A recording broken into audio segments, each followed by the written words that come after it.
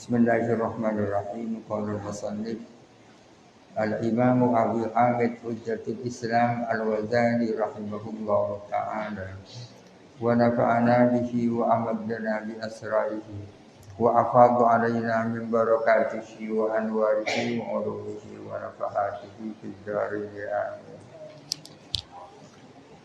Bismillahirrahmanirrahim. Wa qad ikhtalafu fi hadzal qismi tsalifi, dan berbeda pendapat mereka tentang bagian yang ketiga ini. Para ulama yang berpendapat bahwa sholat yang dilakukan di atas tanah wasaf itu sah. Mereka mengatakan bahwa nahi ada 3 bagian. Pertama, nahi yang kembali kepada zatnya sesuatu yang dilarang. Misalnya dilarang sholatnya orang yang hadas. Larangan di sini tertuju kepada sholat itu sendiri. Yang kedua, larangan yang kembali kepada sesuatu di luar zatnya yang dilarang. Seperti sholatnya orang di atas tanah yang kosong. Yang dilarang wasofnya, sedangkan sholatnya diperintahkan. Ini namanya larangan kembali kepada sesuatu yang ada di luarnya zat yang dilarang. Bukan sholatnya yang dilarang, tapi wasofnya. Yang ketiga adalah larangan yang kembali kepada sifatnya sesuatu yang dilarang. Sholat itu diperintahkan. Ada sholat yang dilakukan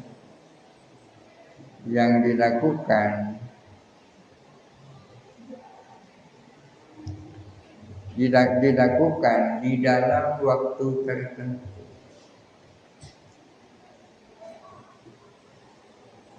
Puasa dilakukan pada hari raya Idul Fitri. Puasanya itu sesuatu yang diperintahkan, dilakukan di dalam hari Idul Fitri itu adalah sifat. Kapan, di mana itu kan sifat itu. Kapan, bagaimana, dan di mana itu sifat.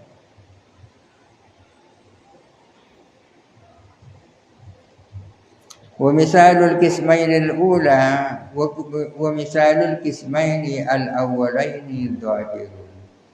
Adapun contohnya 2 bagian yang pertama adalah sudah jelas. Contohnya yang pertama salatnya muhdits, ya. Salatnya yang kedua salat di tanah wasaf. Wa misalul qismis tsalifi, adapun contohnya bagian yang ketiga, an yujiba at-tawafa wa yanha an iqamihi ma'al hadasi. An yujibah mewajibkan siapa cari, mewajibkan tawaf, tetapi melarang siapa cari min iqamihi, dari menjatuhkan tawaf ma'al hadasi, bersama hadas. Syari mewajibkan tawaf, dan syari juga melarang tawaf dilakukan bersama dengan hadas.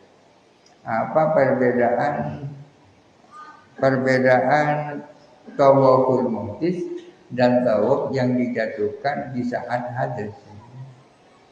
Kalau tawaful muhdits dijadikan contoh sudah di atas. Au ya'muru bis-shaumi, atau memerintahkan siapa syari, memerintahkan puasa. Wa yanha an iqamihi fi yaumin nahri, dan melarang siapa syari menjatuhkan saum, melakukan saum pada hari nahr. Puasa diperintahkan, melakukan puasa di dalam hari raya dilarang. Puasa itu namanya aslul fi'li, perbuatan. Menjatuhkan puasa pada hari tertentu itu namanya sifat. Yang dilarang bukan saumnya, tapi iqamnya.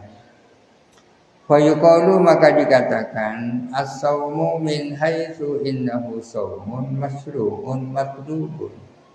As-saumu adapun puasa min haitsu innahu saumun sebagai puasa. Adapun puasa dilihat dirinya sebagai puasa, masru'un adalah masru'. Masru' ini bisa berarti diwajibkan, dimandukan, dibolehkan. Matlubun juga diperintahkan. Puasa sebagai puasa ya diperintahkan. Wa min haitsu innahu waqi'un fi jawfi hadzal yaumi.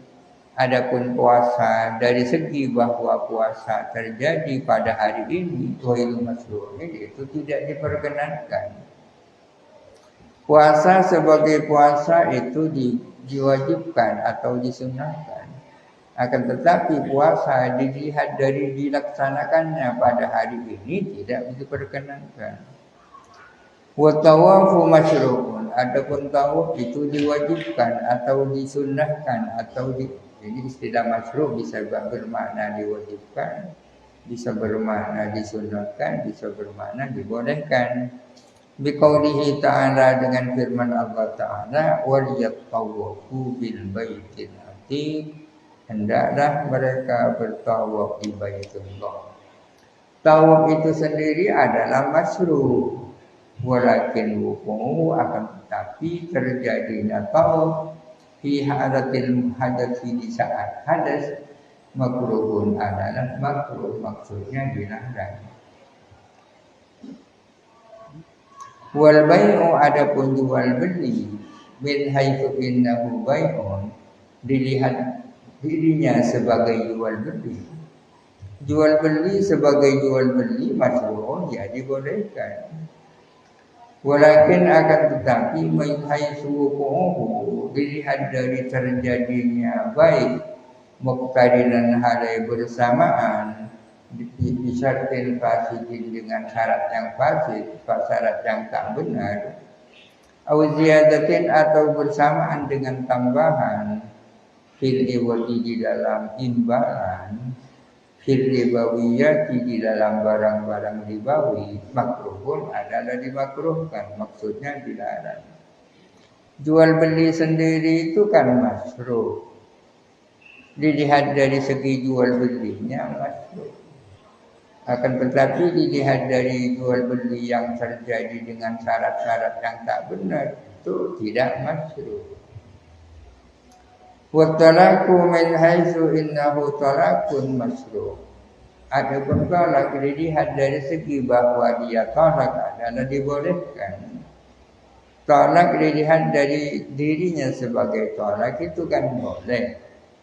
Walakin akan tetapi min haitsu wuqu'uhu fil haidi dilihat dari segi terjadinya talak di saat haid makruhun itu dilarang. Wa hirasatul waladi min haitsu innaha hirasatun masru'atun. Adapun menanam anak dilihat dari segi bahwa dia adalah menanam anak itu boleh. Walakin akan tetapi menanam anak min haitsu quha fi ghairil manquhati dilihat dari segi terjadinya hirasah pada perempuan yang tidak dikawin makruhatun adalah dilarang. Menanam anak ya jima itu menanam anak. Tapi kalau dilihat dari segi ditanam pada perempuan yang bukan istrinya kan dilarang. Wasafaru min haitsu innahu safarun masyru'.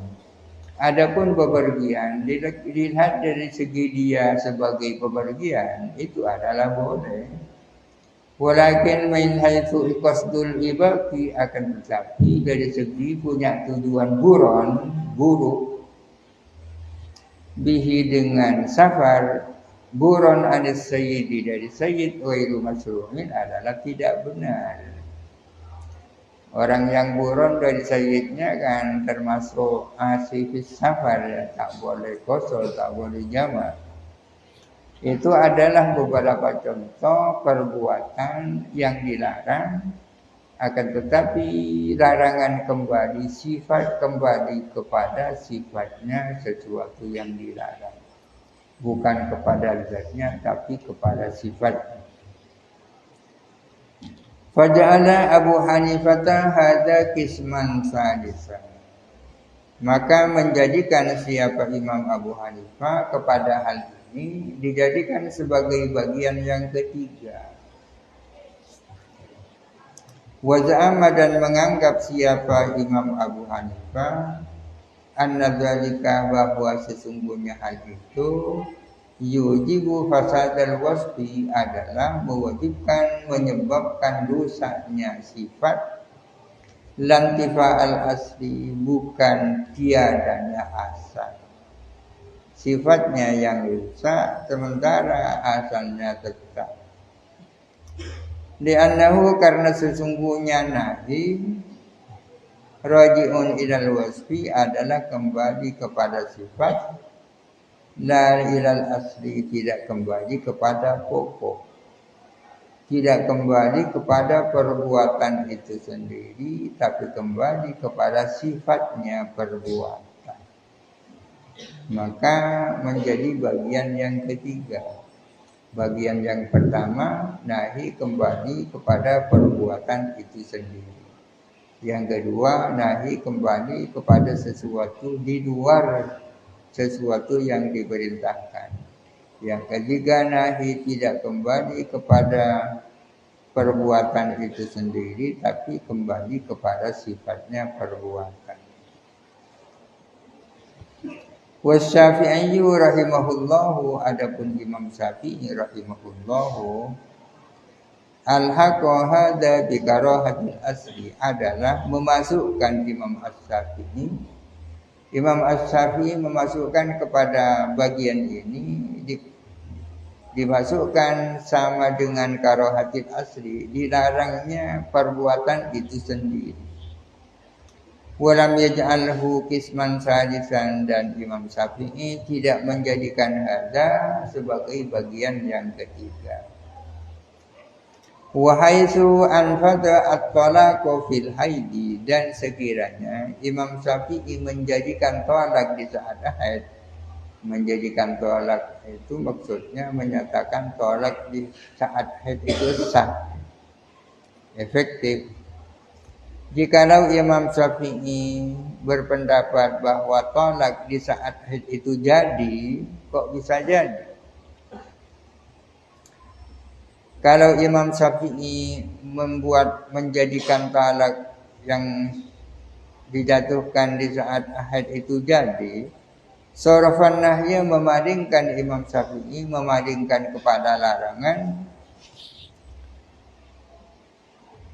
memalingkan larangan aslihi dari asalnya haid, maksudnya dari haid itu sendiri, wa wasfihi dan sifatnya haid, dipalingkan kemana? Ila tatwilil iddati, kepada memanjangkan iddah. Au luhuqil nadami, atau terjadinya penyesalan di kemudian hari, inda syakki fil waladi, ketika terjadi keraguan tentang adanya anak. Menurut Imam Syafi'i, talak di saat haid itu kan dilarang ya. Mentalak istri di saat haid itu dilarang. Larangannya kembali ke mana? Pada dasarnya kembali kepada haid itu sendiri. Akan tetapi kenapa Imam Syafi'i berpendapat bahwa tolak di saat haid itu jadi sah? Kalau tolak yang dilaksanakan di saat haid itu sah, maka Imam Syafi'i memalingkan larangan dari haid itu sendiri dan dari sifatnya haid. Dilarikan kemana? Dipalingkan kemana? Dipalingkan kepada memanjangkan iddah. Kenapa tolak di saat haid itu dilarang dan hukumnya haram? Karena memanjangkan iddah. Iddahnya perempuan yang ditalak di saat haid dan ditalak di saat suci tidak sama. Lebih lama masa iddahnya jika ditalak di saat haid. Atau yang dilarang adalah kemungkinan terjadinya penyesalan ketika ada keraguan adanya anak. Ternyata istri yang dicerai hamil, terjadi penyesalan. Maka sesungguhnya katanya Imam Syafi'i yang dilarang itu ya memanjangkan iddah itu. Yang dilarang itu karena adanya keraguan tentang timbulnya lahirnya anak, bukan haid itu sendiri. Wa Abu Hanifah haitsu abtala salatal muhditsi duna tawafil muhditsi. Adapun Imam Abu Hanifah di mana beliau membatalkan salatnya orang yang hadas, tidak tawafnya orang hadas. Menurut Imam Abu Hanifah, salatnya orang yang hadas tidak sah. Tapi tawafnya orang yang hadas sah. Imam Syafi'i yang punya pendapat seperti itu, jamaah ialah menduga annal dalilah bahwa sesungguhnya dalil qadalla sungguh-sungguh menunjukkan apa dalil ala kauni taharati syartan lis-salati, bahwa taharah itu syarat di dalam salat. Fa innahu qala alaihi salatu wassalam la salata illa bituhurin, tidak ada salat kecuali dengan sesuci. Fa innahu sesungguhnya sabda Nabi nafyun lis-salati la nahyun, penafian terhadap salat bukan larangan salat. Kenapa Imam Abu Hanifah membedakan antara salatul muhdits dan tawaful muhdits? Di mana salatul muhdits itu batal, sedangkan tawaful muhdits itu sah. Alasannya karena ada dalil yang menunjukkan bahwa suci dari hadas merupakan syarat sahnya salat.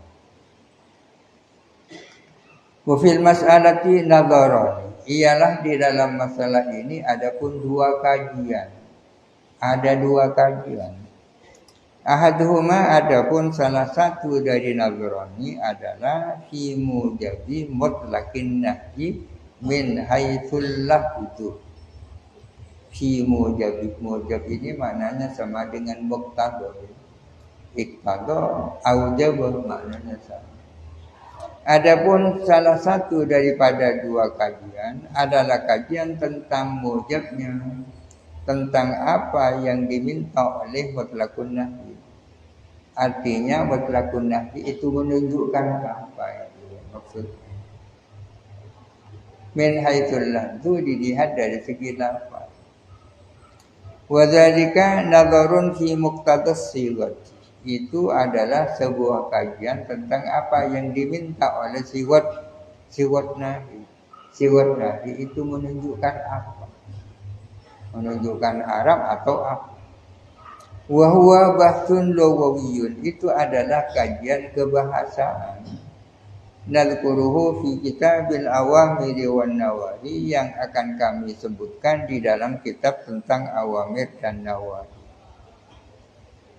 Wan nadrustani, adapun kajian yang kedua, nadharun fi tadaddi hadhil awsaf, adalah kajian tentang berlawanannya, berkebalikannya sifat-sifat ini. Ada istilah diddani, ada istilah nakidoni. Nakidoni itu adalah dua hal yang tidak mungkin berkumpul dan tidak mungkin sama-sama tidak ada. La yajtami'ani wa la yartafi'ani. Sama-sama ada tak mungkin, sama-sama tidak ada tak mungkin. Itu namanya nakidoni. Seperti ada dan tidak ada, wujud dan adam. Tidak mungkin ada sesuatu dia mawjud tapi ma'dum. Tapi tak mungkin juga mawjud tidak, ma'dum tidak. Atau seperti gerak dan diam. Tak mungkin ada sesuatu itu diam dan bergerak berkumpul di dalam satu barang. Tapi tak mungkin juga ada barang tak bergerak dan tidak diam. Itu nakidhani. Berbeda dengan diddani, dua yang berkebalikan. Daya tetami'ani tidak bisa berkumpul, tapi mungkin bisa sama-sama tidak ada. Seperti hitam dan putih. Tidak mungkin ada barang dia hitam dan putih. Hitam dan putih berkumpul dalam satu barang, tak mungkin. Tapi ada barang tak hitam dan tak putih kan mungkin. Merah juga. Maka hitam dan putih itu namanya diddan.